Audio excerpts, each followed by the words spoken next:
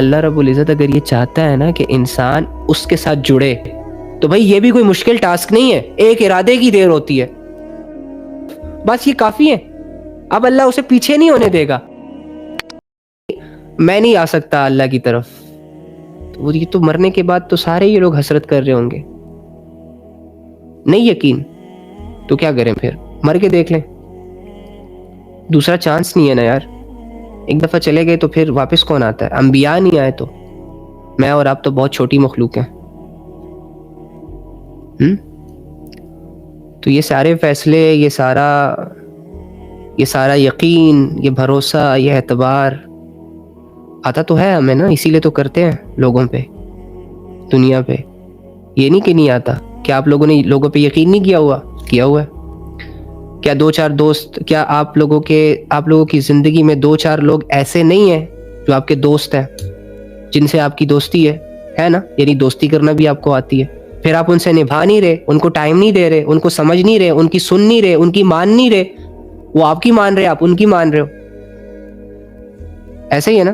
یعنی دوستی کرنا بھی آپ کو آ گئی. اور کیا ہوتا ہے؟ سوچو فکر. کیا آپ کو دنیاوی نفع نقصان سمجھ نہیں آتا؟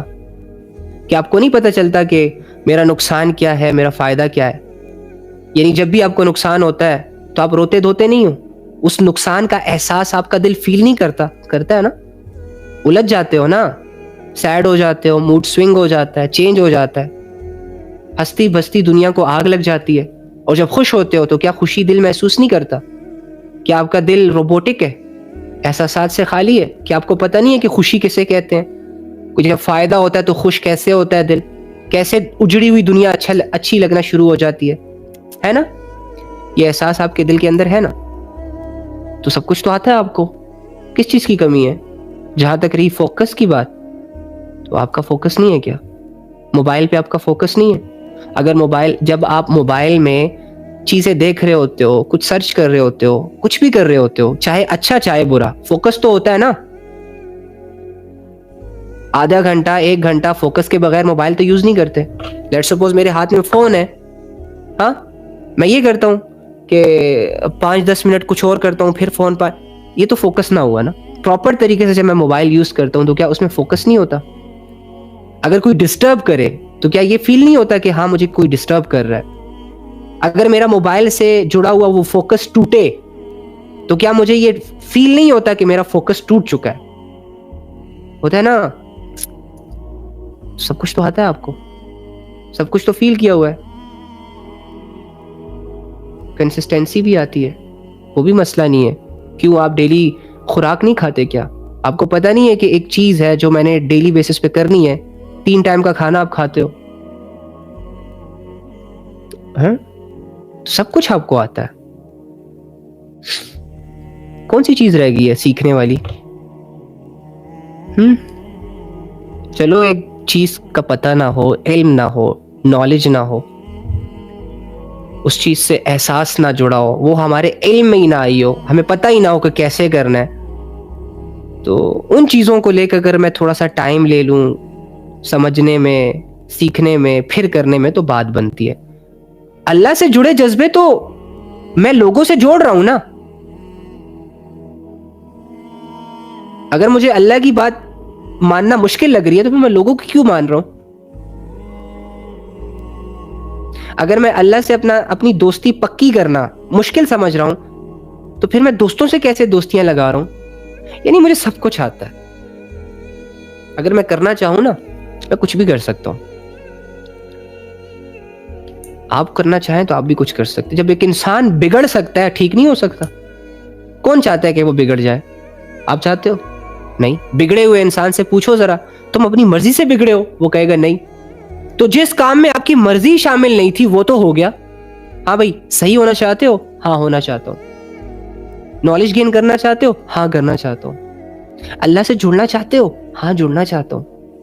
جنت بنانا چاہتے ہو؟ ہاں بنانا چاہتا ہوں. قرآن سیکھنا چاہتے ہو؟ ہاں سیکھنا چاہتا ہوں.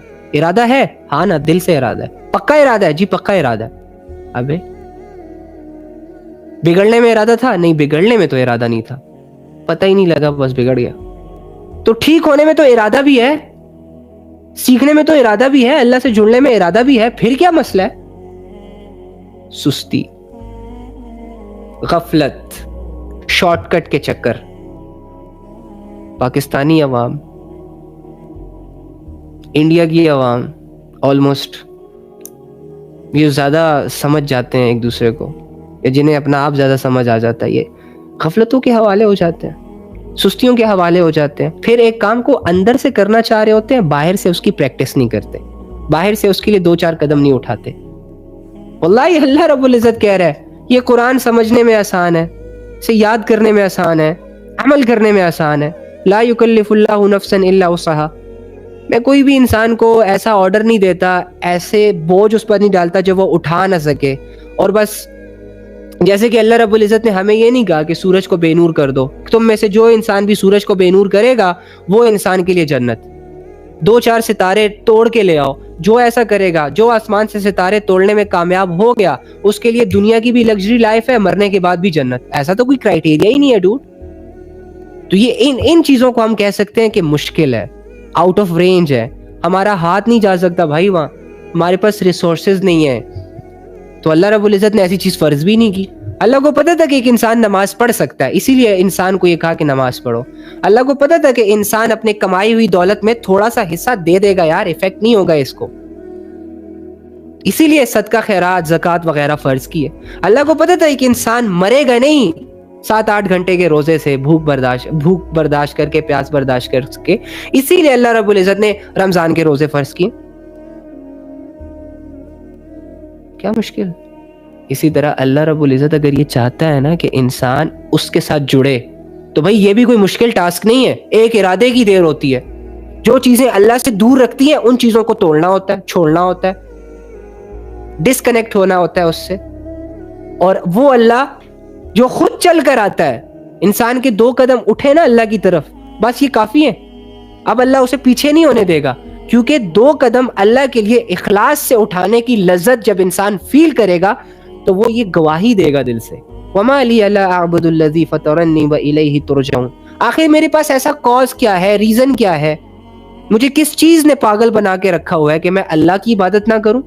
جو میرا رہبر, جو میرا محسن, جو میرا مددگار, جس نے مجھے پیدا کیا, جس نے مجھے شعور دیا, جو مجھے دنیا دے رہا ہے, جو مجھے جنت دینا چاہتا ہے, جو میرا دوست ہے, سب چھوڑ دیتے ہیں وہ نہیں چھوڑتا, سب سمجھنے میں غلطی کرتے ہیں, اس کے سامنے بند لبوں سے بیٹھتے ہیں, وہ سمجھ جاتا ہے سب کچھ. اب اتنا اچھا رب, ساری اچھائیاں جس کی ہیں, اس سے محبت کرنے میں موت آ رہی ہے, اس کو دوست بنانے میں موت آ رہی ہے, اس کی بات ماننے میں موت آ رہی ہے. ابے نہیں مرو گے یار, اگر مر بھی گئے تو اللہ کی محبت کی موت کسے نہیں چاہیے, مر جاؤ. ویسے بھی مرنا ہی تو ہے نا, تو غفلت میں مرنے کے بجائے محبت میں مر جاؤ. یا محبت اویل نہیں کر سکتے, بہت مشکل ہے, حالانکہ ہوتی تو نہیں ہے, ایزی ہے, بات ماننی ہے صرف یار, اطاعت کرنی ہے, رسول اللہ صلی اللہ علیہ وآلہ وسلم کی لائف کو پڑھنا ہے کہ وہ ایز اے باپ کیسے تھے, ایز اے ہسبینڈ کیسے تھے, بیٹے کیسے تھے, دوست کیسے تھے, امتیوں کے ساتھ ان کا کیا بیہیویئر تھا, اللہ کی عبادتوں میں کیا حال تھا, کیسے حکم دے کر گئے, حلال حرام کی تمیز کے بارے میں جو انہوں نے قاعدے قانون سیٹ کیے وہ کیا ہیں, وغیرہ وغیرہ. دیٹس اٹ, سمپل سا رول ہے مسلمانوں کی زندگی کا, بہترین زندگی. دوسرے اپنے دین بھول چکے ہیں, ان کو تو سمجھ ہی آ رہی کہ کون سی شریعت کون, وہ تو اسی لیے غافل ہے. تمہارے پاس تو اصل دین ہے. دوسرے لوگ تو پتھروں کو راضی کرنے میں لگے ہوئے ہیں, پتھروں کے سامنے سجدہ کرتے ہیں, اس آس سے, اس امید سے کہ یہ پتھر ان سے راضی ہوگا تو پھر یہ پتھر ان کی قسمت بدلے گا. ارے تمہارا تو ریئل خدا ہے, جیتا جاگتا, سننے والا, دیکھنے والا, ساتھ, محبت, احساس, جذبات سمجھنے والا, بن مانگے بہت کچھ عطا کرنے والا. ایسے رب سے دل نہ جڑے, how is it possible؟ یہ کیسے ہو سکتا ہے؟ سب شیطانی گیم ہے, سب شیطانی چالیں ہیں. شیطان کی وہ کوشش زور و شور سے جاری ہے کہ میں تیرے بندے کو تجھ سے اتنا غافل رکھوں گا کہ ساری عمر گزر جائے گی تیری ناشکری کرتے کرتے. تیری عبادت کو وہ ریڈی نہیں ہوں گے. کوئی سست ہوگا تو کوئی غافل ہوگا, کوئی گمراہ ہوگا تو کوئی گنہگار ہوگا, کوئی علل اعلان تجھے چھوڑ دے گا تو کوئی تیری نافرمانیاں تنہائیوں میں کرے گا. کوئی تیری عبادتوں کو مشکل کہے گا تو کوئی تیرے احکامات کو مشکل کہے گا. کوئی تجھ سے اندر سے جڑنا چاہے گا, باہر کی اس کی ہمت نہیں کرے گا. اور کوئی ایک عجیب سا گمان آپ پر کنسپٹ کرے گا کہ کچھ نہ کرو, بس کھاؤ پیو, اللہ بخش دے گا. اس طرح کے خیالات اسے لے ڈوبیں گے. تو شیطان کی تو محنت زور و شور سے جاری ہے بھائی. اسی لیے تو دیکھو اربوں کی تعداد کو گمراہ کر چکا ہے. ان اربوں کی تعداد میں اب میں بھی ہوں, آپ بھی ہو. اسی لیے اللہ کی طرف لوٹنے کی آواز لگائی جا رہی. دنیا کون نہیں گما رہا بتاؤ؟